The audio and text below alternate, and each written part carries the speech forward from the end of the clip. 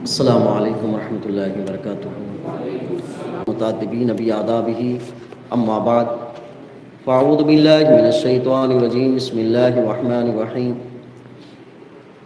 اذ یریکہم اللہ فی منامک قلیلا ولو اراکہم کثیرا لفشلتم ولتنازعتم فی الامر ولکن اللہ سلم انہ علیم بذات الصدور صدق اللہ العظیم اللہم نبر قلوبنا بالقرآن وزین اخلاقنا بالقرآن وادخلنا الجنة بالقرآن ونجنا من النار بالقرآن قال اللہ تبارک وتعالی فی شان حبیبی وعظمت رسولی ان اللہ وملائکتہ یصلون علی النبی یا ایھا الذین آمنوا صلوا علیہ وسلموا تسلیما اللہم صلی وسلم بارک علی محمد معدن الجود والکرم وآلہ وبارک وسلم صلاۃ و سلام علیک یا رسول اللہ صلی اللہ تعالی علیہ وسلم۔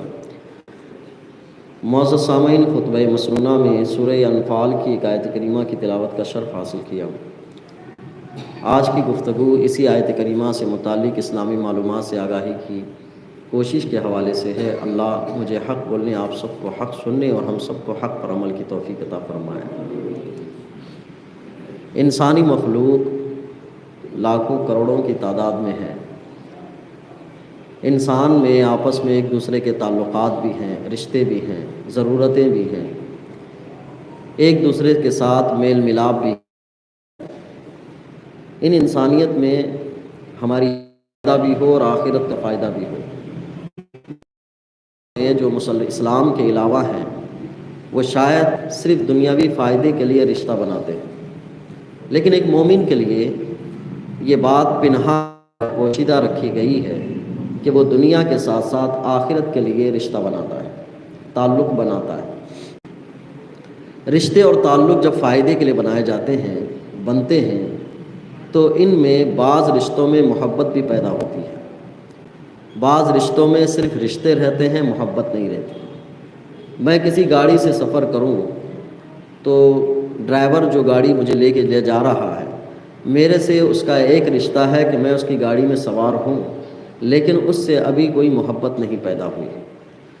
بس اتنا تعلق ہے کہ وہ مجھے اپنے اسٹیشن تک یا میرے اپنی منزل تک یا میرے اپنے شہر تک مجھے چھوڑ دے، اس کے بدلے کرایہ لے لے۔ تو یہاں رشتہ تو بن گیا، تعلق تو بن گیا، لیکن محبت نہیں ہوتی ہے۔ مسلمان کا آپس میں ایک دوسرے کے ساتھ رشتے نبھانا، پھر ایک دوسرے کے ساتھ محبت پیدا کرنا، یہ اللہ تبارک تعالیٰ کی طرف سے، اللہ کی جانب سے ہے۔ محبت کا معنی ہوتا ہے دل کا کھنچاؤ، دل کا تڑپنا، دل کا مائل ہونا، دل اس کی طرف کھینچا چلا جائے، اس کو کہتے ہیں محبت۔ محبت جو پیدا ہوتی ہے انسان کے پاس ایک دوسرے انسان کے لیے، وہ چار طریقوں سے ہوتی ہے۔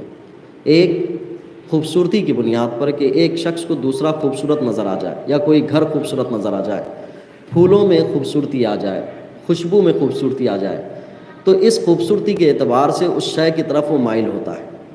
دوسری محبت جو پیدا ہوتی ہے انسانیت میں آپس میں، خاندان کی بنیاد پر پیدا ہوتی ہے، حسب و نسب کی بنیاد پر ہوتی ہے، اعلیٰ کوالٹی کی بنیاد پر ہوتی ہے کہ فلاں آدمی کا اسٹینڈرڈ بڑا بلند ہے، وہ ایک اچھے حسب و نسب سے ہے، اس کا خاندان بڑا VIP ہے، یا اس کے خاندانی منصب میں بڑے بڑے لوگ گزرے ہیں، اس کی بنیاد پر بھی اس سے محبت پیدا ہوتی ہے۔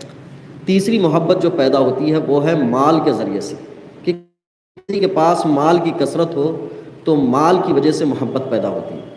اور چوتھی چیز ہے کہ کسی کے حسن اخلاق، کردار، طور طریقے، اس کی لائف اسٹائل یا اس کے معاملات، اس کا اچھا سلوک، اس کی اچھی گفتگو، اس کا عزت دینا، ریسپیکٹ دینا، اس بنیاد پر جو ہے بھی محبت پیدا ہوتی ہے۔ انسانیت میں یہ چار طریقے رائج ہیں۔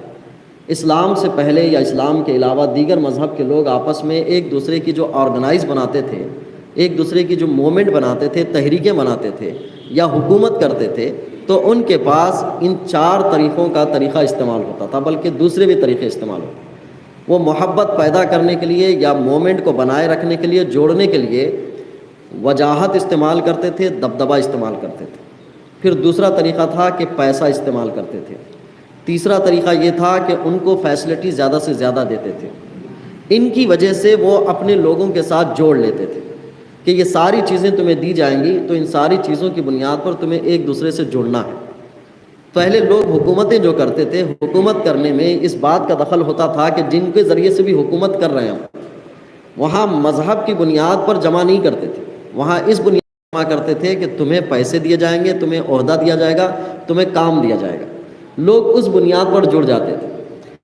اسلام کی تاریخ میں یہ بات پنہا رکھی گئی کہ یہاں خوبصورتی کی بنیاد پر، دولت کی بنیاد پر، مال کی بنیاد پر، یا تمہیں بڑے بڑے عہدے کی بنیاد پر یا خاندان کی بنیاد پر نہیں، بلکہ بحیثیت مسلم ایک دوسرے سے محبت کرنا، صرف مسلمان پر۔ اللہ پاک نے قرآن پاک میں ارشاد فرمایا، وَإِن يُرِيدُوا أَن يَخْدَعُوكَ فَإِنَّ حَسْبَكَ اللَّهُ هُوَ الَّذِي أَيَّدَكَ بِنَصْرِهِ وَبِالْمُؤْمِنِينَ۔ اگر وہ جو غیر مسلم ہیں وہ آپ کو دھوکہ دینا چاہتے ہیں، وہ دھوکے کا ارادہ کریں، تو بے شک اللہ آپ کو کافی ہے۔ وہی ہے جس نے اپنی مدد اور مسلمانوں کی جماعت کے لیے آپ کی تائید کی ہے، آپ کی بھی تائید کی ہے، مسلمانوں کی جماعت کی بھی تائید کی ہے۔ پھر آگے قرآن نے ذکر کیا، وَأَلَّفَ بَيْنَ قُلُوبِهِمْ لَوْ أَنفَقْتَ مَا فِي الْأَرْضِ جَمِيعًا مَا أَلَّفْتَ بَيْنَ قُلُوبِهِمْ وَلَٰكِنَّ اللَّهَ أَلَّفَ بَيْنَهُمْ إِنَّهُ عَزِيزٌ حَكِيمٌ۔ اور اس نے مسلمانوں کے درمیان الفت پیدا کر دی۔ بحیثیت مسلمان کے درمیان جو محبت ہے یہ اللہ نے پیدا کی ہے، پیسہ خرچہ کر کے ایک دوسرے کے درمیان محبت نہیں پیدا کی گئی۔ جماعت تنظیم بنا کر ایک کو مسلمان بنا کر یہ نہیں کہا گیا کہ بحیثیت مسلمان تمہیں یہ فیسلٹی دی جائے گی تو محبت کرنی، بلکہ لفظ مسلم کی بنیاد پر محبت پیدا فرمائی کہ تمہارے درمیان اللہ نے محبت فرمائی۔ اگر مسلمان اپنے آپس میں محبت پیدا کرنے کے سارے طریقے جو دوسری قوموں نے کیے ہیں وہ کر لیتے تو اللہ فرماتا ہے تب بھی تمہارے درمیان محبت نہیں پیدا ہوتی، ہم نے تمہارے درمیان محبت پیدا کی۔ اللہ کا اعلان قرآن ذکر کرتا ہے کہ اس نے مسلمانوں کے درمیان الفت پیدا کی۔ اگر آپ روئے زمین کی تمام چیزیں بھی خرچ کر دیتے، کائنات خرچ کر دیتے، دنیا کے مال و متاع کو خرچ کر دیتے، تو از خود ان کے درمیان الفت اور محبت پیدا نہ کرتے، آپ پیدا نہیں کر سکتے۔ پھر اس کے بعد ذکر کیا، لیکن اللہ نے ان کے درمیان الفت پیدا کی، بے شک وہ بہت غلبہ والا، بڑی حکمت والا ہے۔ اس آیت مبارکہ نے دلوں کو سکون دیا ہے۔ جیسے کہتے ہیں کہ قرآن کی تلاوت کرو، قرآن پڑھو، اللہ سکون دیتا ہے، طمانینت دیتا ہے۔ کبھی ہمیں یہ فکر ہوتی ہے کہ فلاں قوم ہے کتنی متحد ہے، فلاں قوم ہے کتنی ایک جٹ ہے، فلاں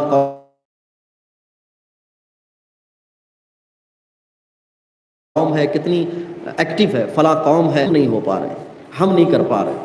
فرق دیکھیں، ساری قوموں میں یکجٹ ہونے کے لیے جو طریقے استعمال کیے جا رہے ہیں، انہیں عہدے دیے جا رہے ہیں، انہیں پیسے دیے جا رہے ہیں، انہیں سیاست میں حصہ دیا جا رہا ہے، انہیں فلاں چیز دی جا رہی ہے، تو اس کے بعد وہ اکٹھا ہو رہے ہیں۔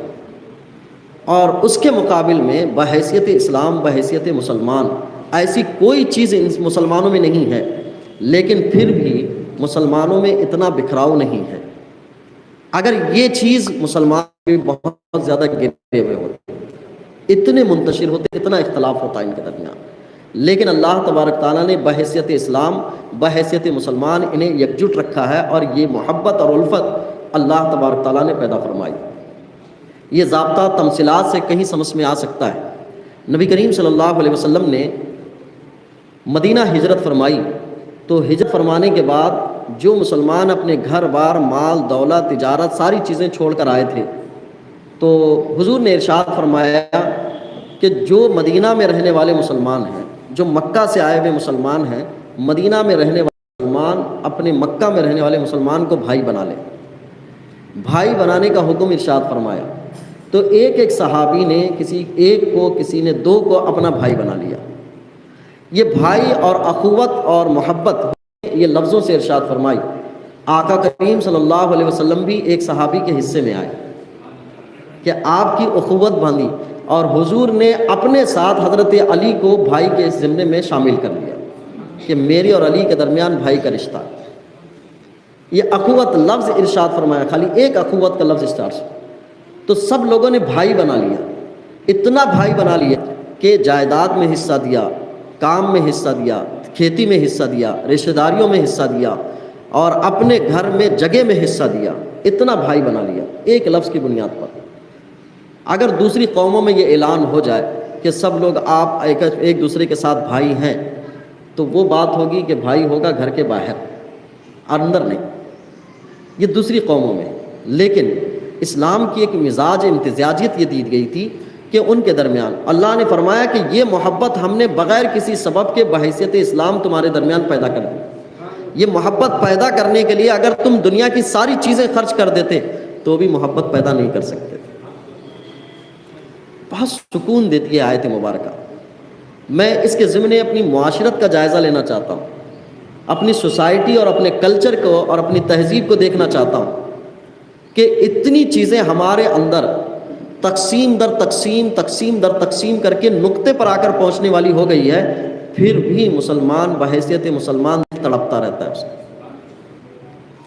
اس کا دل مچلتا ہے، کہیں کچھ ہو رہا ہے تو دل جاگتا ہے، درد محسوس کرتا ہے، اس کے درد کو اپنا درد سمجھتا ہے اور اس کی تکلیف کو اپنی تکلیف محسوس کرتا ہے۔ تو تکلیف کو تکلیف محسوس کرنا یہ محبت کی علامت ہے۔ کائنات میں برما پہ ظلم ہو رہا ہے، درد یہاں اٹھ رہا ہے، ملک شام میں ظلم ہو رہا ہے، درد یہاں اٹھ رہا ہے، تکلیفیں دوسری جگہ پر دی جا رہی ہیں، درد یہاں اٹھ رہا ہے۔ کیا فرق پڑتا ہے کسی کو کسی کی جگہ پر کچھ ہوتا ہے، وہ اس کی کہانی ہے، میری کہانی تو سکون اور راحت کی ہے۔ ایک تصویر آتی ہے کہ کوئی غریب مسلمان کہیں کچرے کوڑے کے پاس بیٹھ کے کھانا کھا رہا ہو تو آنکھوں سے آنسو چھلک جاتے ہیں۔ کیوں تڑپتا ہے یہ دل؟ اس لیے تڑپتا ہے کہ اللہ نے بحیثیت اسلام مسلمان کے آپس میں ایک دوسرے کے لیے محبت ڈالی ہے، الفت ڈالی ہے۔ اور حضور کو میرے اللہ نے ارشاد فرمایا کہ اگر آپ دنیا کی ساری چیزیں خرچ کرتے کہ آپس میں محبت پیدا ہو تو بھی محبت پیدا نہ کرو۔ تو گویا اس آیت مبارکہ میں یہ بات بتائی گئی ہے کہ مسلمان کا مسلمان کے ساتھ رشتہ، مسلمان کا مسلمان کے ساتھ تعلق بغیر کسی فائدے کے ہے، صرف اسلام کی بنیاد پر۔ اور یہ رشتہ ہی نہیں ہے، محبت بھی ہے اس میں۔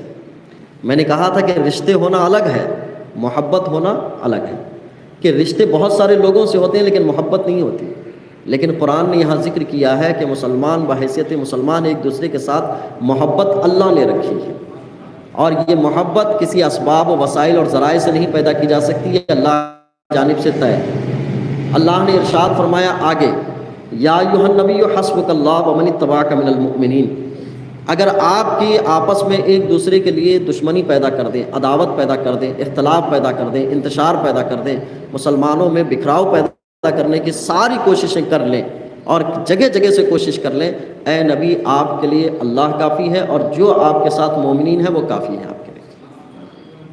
بہت سکون اور طمانینت والی آیت ہے، بے سکون دیتی ہے۔ قرآن کا یہ اعلان ہے کہ بحیثیت اسلام، بحیثیت مسلمان، اللہ تبارک تعالیٰ نے مسلمانوں میں آپس میں ایک دوسرے کے لیے محبت ڈال دی ہے، لیکن ہماری زندگیاں اس محبت کو ختم کرنے میں گزر رہی ہیں، اس محبت کو توڑنے میں گزر رہی، اس محبت کو تقسیم کرنے میں گزر رہی۔ اور وہ تقسیم کن چیزوں کی بنیاد پر ہو رہی ہے؟ بغیر ان اسباب کے مسلمانوں میں محبت ڈال دی، آج انہی اشیاء کو لے کر مسلمان آپس میں ایک دوسرے کے ساتھ تقسیم ہو رہے ہیں، ایک دوسرے کے ساتھ ٹوٹ رہے ہیں، ایک دوسرے کے ساتھ غیریت کا رشتہ بنا رہے ہیں، ایک دوسرے کے ساتھ اجنبیت کا رشتہ بنا رہے ہیں، ایک دوسرے کو اپنے سے الگ بنا رہے ہیں۔ غور کریں، نبی کریم صلی اللہ علیہ وسلم نے مسلمانوں کو آپس میں ایک دوسرے کے ساتھ محبت کے ایسے سوغات دیے ہیں، ایسی چیزیں دی ہیں کہ جن کو دیکھنے کے بعد بندہ یہ کہے کہ صرف لفظوں میں محبت نہیں ہے بلکہ معاملات میں بھی محبت ہے۔ نبی کریم صلی اللہ علیہ وسلم نے مدینہ میں اعلان کیا تھا کہ مسلمان آپس میں ایک دوسرے کو بھائی بنا لیں، تو بھائی بنانے کی کہانی اتنی بڑی کہ جن لوگوں نے بھائی بنایا تھا، یہ جو نیکی کی تھی، آج بھی ان کو اسی نیکی کے نام سے جانا جاتا ہے، انصار صحابہ، مدد کرنے والے صحابہ۔ انصار کے معنی مدد کرنے والے، انصار صحابہ کے نام سے ہی جانے جا رہے ہیں۔ نیکی کے نام سے جانے جانے والی کوئی کیفیت ہمارے پاس نہیں سوائے حاجی کے۔ حج ایک ایسی نیکی ہے کہ بندہ کر کے آتا ہے تو اس نام سے جانا جاتا ہے، لیکن زکوٰۃ دینے والے کو زکاتی کی حیثیت سے نہیں جانا جاتا، نماز پڑھنے والے کو نمازی کی حیثیت سے نہیں جانا جاتا، انفاق فی سبیل اللہ، اللہ کی راہ میں خرچ کرنے والے کو انفاقی نہیں کہا جاتا۔ لیکن ایک ایسی نیکی تھی مدینہ میں جب بھائی بنانے کا لفظ حضور نے ارشاد فرمایا، اور جب انہوں نے بھائی بنا کر جو مدد کی تو زندگی بھر کے لیے ان صحابہ کا نام انصار ہو گیا، مدد کرنے والے صحابہ، انصار نام دیا گیا۔ اب ان صورت میں نبی کریم صلی اللہ علیہ وسلم نے ایک دسترخوان پہ بیٹھ کر کھانے کا حکم فرمایا، کہا کہ ایک دسترخوان پہ بیٹھے، اور دسترخوان پہ بیٹھنے میں حضور نے فرمایا کہ برکت کا طریقہ ہے کہ 2 آدمی اگر کھاتے ہیں علیحدہ علیحدہ اور وہ بیٹھ کر کھاتے ہیں تو 2 آدمی کا کھانا 3 کو کفایت کرے گا، 3 کا کھانا 4 کو کفایت کرے گا، 4 کا کھانا 5 کو کفایت کرے گا۔ تو جہاں محبت کے تقاضے، آج ہر آدمی ایک دوسرے کے ساتھ بیٹھ کر کھانے کے مجاز میں نہیں ہے۔ کیوں؟ کیونکہ جن کے ساتھ محبت ہوتی ہے انہی کے ساتھ بیٹھ کے کھانا چاہتا ہے، اور جن کے ساتھ محبت نہیں ہے ان کے ساتھ بیٹھنا نہیں چاہتا۔ حضور نے معاملات مسلمین میں یہ ذکر کیا کہ بیٹھ کر ایک دسترخوان پر کھانا یہ محبت کو باقی رکھنے، محبت کو بڑھانے کا سبب ہے، یہ محبت کی چاشنی۔ نبی کریم صلی اللہ علیہ وسلم غزوہ بدر کے لیے نکلے، جب غزوہ بدر کے لیے نکلے تھے اس وقت مسلمانوں کے پاس قریب 80 اونٹ تھے اور ٹوٹل مسلمان جو اس وقت تھے قریب 308 مسلمان تھے، جس کو 313 کے نام سے جانا جاتا ہے۔ 308 مسلمان، چلنے کے لیے 80 اونٹ، 3 گھوڑے۔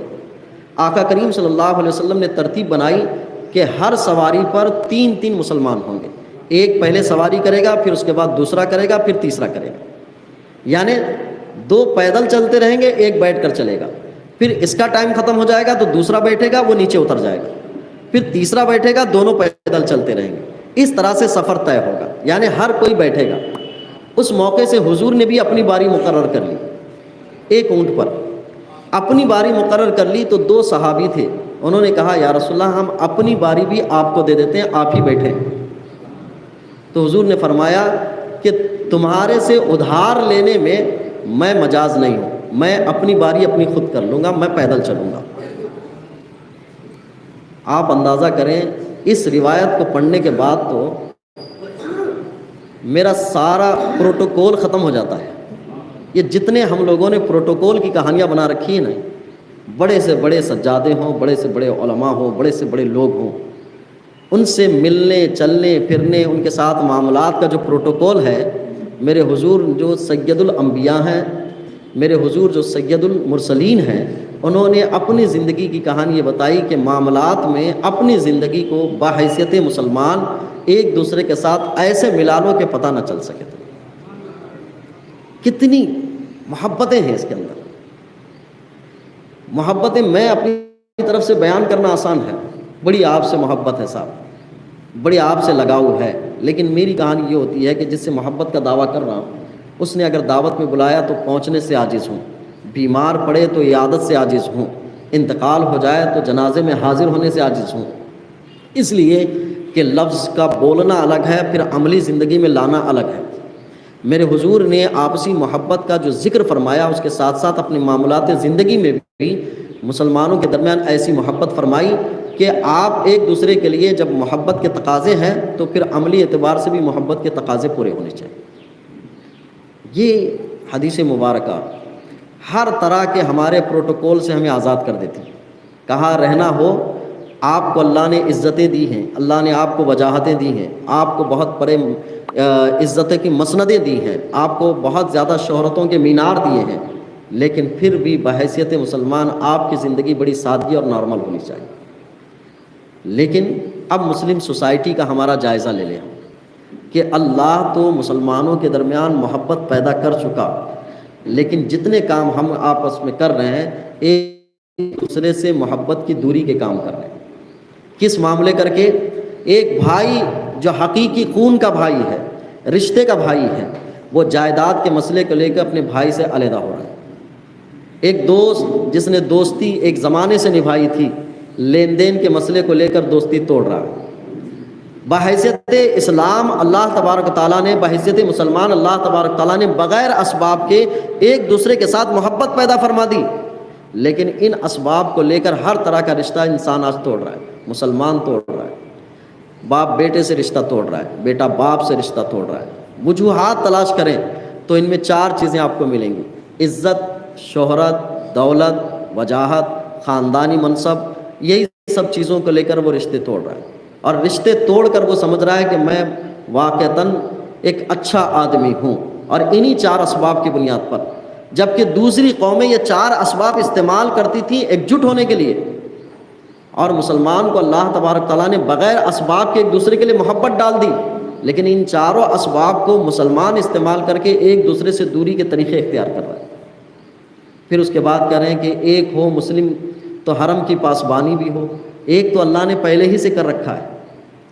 ہم ڈیوائیڈ ہو رہے ہیں کہ ان 4 چیزوں کی وجہ سے، اور سب کہتے ہیں کہ سب اس میں ایک ہو جائیں، ایک ہو جائیں، ایک ہو جائیں۔ ایک ہونے کے لیے ان چیزوں کو سب سے پہلے دوسرا درجہ دینا پڑے گا، پہلا درجہ دینا پڑے گا کہ ہم ایک مسلمان ہیں، ایک دوسرے کے لیے مسلمان۔ غیریت کے سارے راستے ہم اختیار کر رہے ہیں کہ ان الگ ہیں، ان الگ ہیں، ان الگ ہیں، اور اللہ فرماتا ہے کہ ہم نے سب کو تمہیں بحیثیت مسلمان ایک کر دیا ہے۔ اور اللہ کے رسول کو ارشاد فرمایا، ایک کرنے کے لیے آپ کوشش کرتے، آپ پوری انسانیت کو جوڑنے کے لیے کوشش کرتے، مسلمانوں کو جوڑنے کی کوشش کرتے اور ساری دنیا خرچ کر دیتے تو ایک نہیں ہو سکتے تھے، لیکن ہم نے ان کو کیا ہے۔ لیکن ایک کرنے کے لیے جن اسباب کو استعمال کرنا چاہیے تھا، وہی اسباب کو ہم استعمال کر کے علیحدہ ہونے میں لگا رہے ہیں، ڈیوائیڈ ہونے میں لگا رہے ہیں۔ جائیداد کے کتنے مسائل ہیں، آج دارالفتہ بھرے پڑے ہوئے ہیں، 1-1 فٹ 2-2 فٹ کے لیے لڑائیاں ہو رہی، بھائی برادری سے ایک دوسرے کو منہ نہیں دیکھ رہے ہیں، ایک دوسرے کے لیے جائیداد کے لیے خرق کرنے کی صفت آ گئی ہے کہ یہ میرا رشتہ نہیں رکھتا ہے۔ اخباروں میں اعلانات آ رہا ہے کہ ہم نے ان کو اپنی جائیداد سے علیحدہ کر دیا، آگ کر دیا ہے، مال ہی کے لیے سب ساری چیزیں، خون کا رشتہ تھا اس کو علیحدہ کر دیا، بحیثیت اسلام تھے اس کو علیحدہ کر دیا۔ علیحدہ کرنے کے لیے 4 اسباب استعمال کر رہے ہیں۔ اب علیحدہ کرنے کے لیے 4 اسباب استعمال کریں، پھر یہ نعرہ لگائیں ایک ہو جائیں تو حرم کی پاسبانی کریں گے، ایک ہو جائیں گے تو حرم کی پاسبانی کریں گے۔ بالکل متضاد نظریہ اور عمل، کہ نظریہ کچھ اور عمل کچھ اور۔ اللہ نے تو ایک جٹ بنا ہی دیا تھا، ایک پلیٹ میں 2 آدمی کھانے کی گنجائش دیتی، یہ محبت کے بغیر ممکن نہیں ہے۔ یہ آپ کی اس کی تصویریں دیکھنی ہو، مثالیں دیکھنی ہو تو وہ نوجوان لڑکے اور لڑکیاں جو محبت کی دعوے داری کرتے ہیں، وہ ایک جوس کے گلاس میں 2 پرنی لگا کر پی کر یہ بتاتے ہیں کہ ہم دونوں میں محبت ہے، ہم ایک ہی گلاس میں پی رہے ہیں۔ وہ محبت کی تمثیل پیش کرتے ہیں وہ، اور اسلام نے تو ایک پلیٹ میں کھانے کی بہت پہلے ہی سے روایت دے دی ہے آپس میں، اس میں جوان لڑکے لڑکی کی قید نہیں ہے، وہاں تو کوئی بھی بیٹھ کے کھا سکتا ہے۔ تو یہ محبت کی مثالیں تھیں، لیکن ان محبتوں کو ہم نے خرچ کر کے علیحدہ کیا ہے، پیسہ خرچہ کر کے علیحدہ کیا ہے، محنتیں خرچ کر کے علیحدہ کیا ہے، دولت خرچ کر کے علیحدہ کیا ہے، اپنے روب دبدبے کو ڈال کر علیحدہ کیا ہے، اور کر کے ہم پھر یہ سوچتے ہیں کہ ایک ہو جائیں گے۔ اللہ نے تو ایک بنایا ہی تھا، قرآن نے ذکر کیا تھا، اے نبی ہم نے بحیثیت اسلام محبت ڈال دی ان کے اندر۔ اگر آپ محبت پیدا کرنے کی بری کہانیوں کے باوجود بھی ہماری زندگیوں میں میں محبت کے پہلو دیکھتا ہوں۔ جب کسی مسلمان کا کہیں نقصان ہوتا ہے، کہیں کچھ خرابہ ہوتا ہے تو دل تڑپتا رہتا ہے۔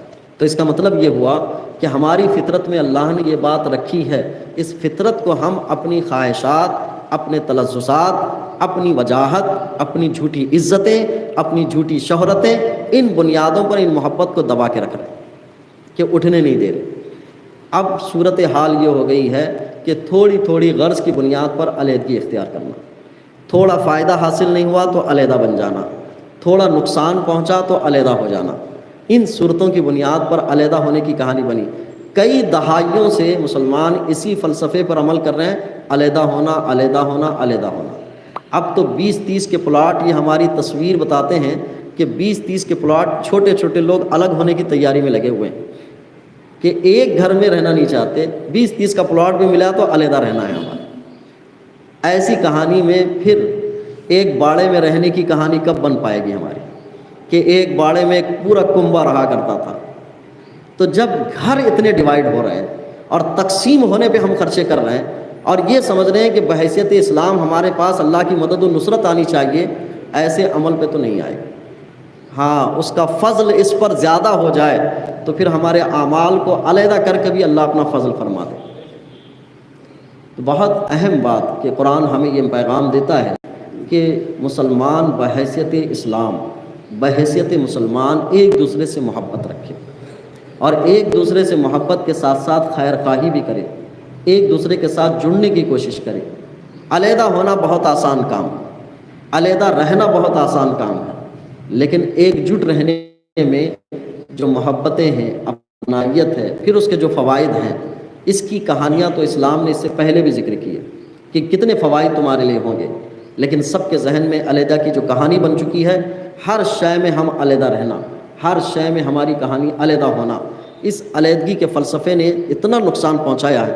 پھر بھی اللہ نے فطرتاً جو بحیثیت اسلام محبت رکھی ہے وہ اندر موجود ہی وہ ہے، ابھی بھی رکھی ہوئی، اور جب چاہے بندہ لے سکتا ہے، جب چاہے اس پر کارآمد ہو سکتا ہے، ایک جٹ ہو سکتا ہے، آ سکتا ہے، بغیر پیسہ خرچہ کرے کہ بھی یہ محبت واپس آ سکتی ہے۔ دوسری قوموں کو ایک جٹ کرنے کے لیے پیسہ، وجاہت، عزت، شہرت، اگر ان کو یہ چیزیں ہٹا لی جائیں تو سب سے زیادہ تنازع ہوگا، سب سے زیادہ لڑائیاں ہوں گی، اور اس حیثیت میں مسلمانوں سے کبھی یہ ہٹا لی جائیں تو اللہ تبارک تعالیٰ ان کی فطری محبت کو اٹھائے گا، تو بغیر اسباب کے بھی یہ ایک جٹ چھوڑ سکتے ہیں، بغیر اسباب کے ایک جٹ ہو سکتے ہیں۔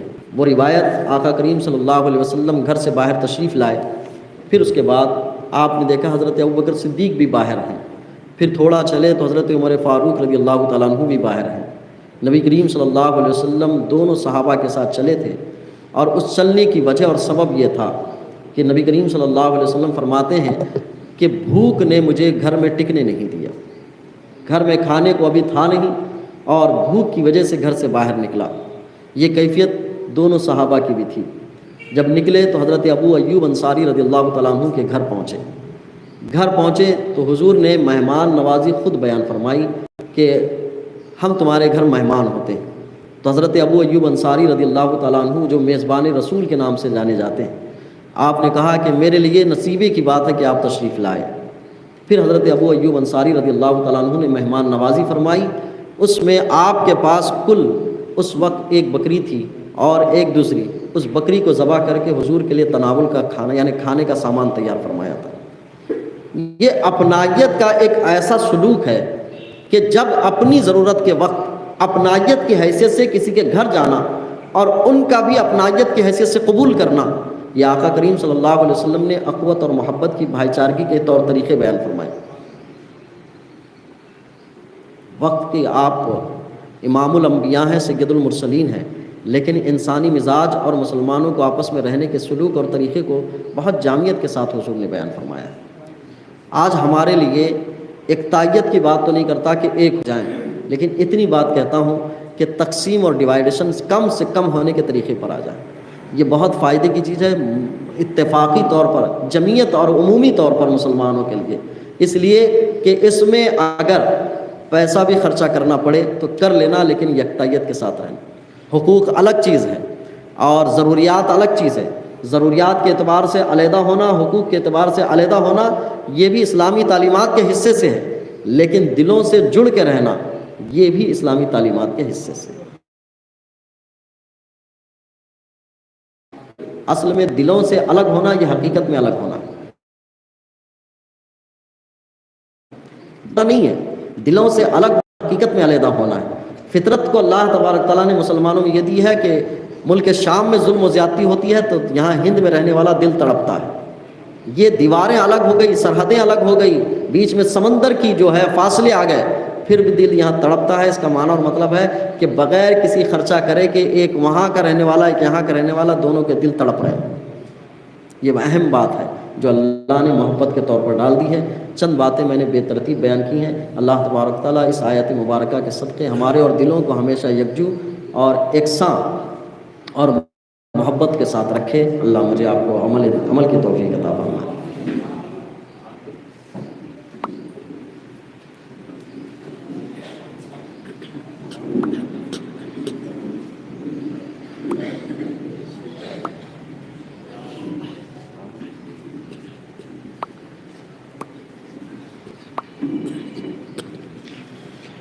یا نبی سلام علیکہ، یا رسول سلام علیکہ، یا حبیب سلام علیکہ، صلوات اللہ علیکہ، طلع البدر علینا من ثنیات الوداع، وجب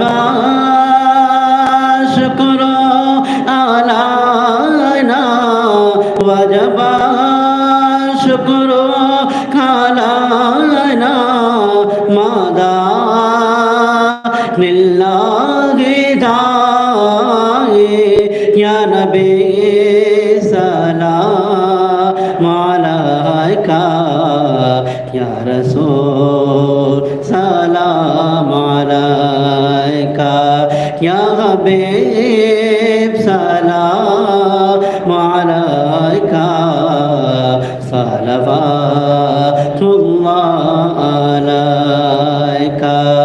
آپ کا تشریف لانا وقت بھی کتنا سہانا، جگمگا اٹھا زمانہ، جگمگا اٹھا زمانہ، ہو رگا تھی ترانہ، یا نبی سلام علیکہ، یا رسول سلام علیکہ، یا حبیب سلام علیکہ، صلوات اللہ علیکہ۔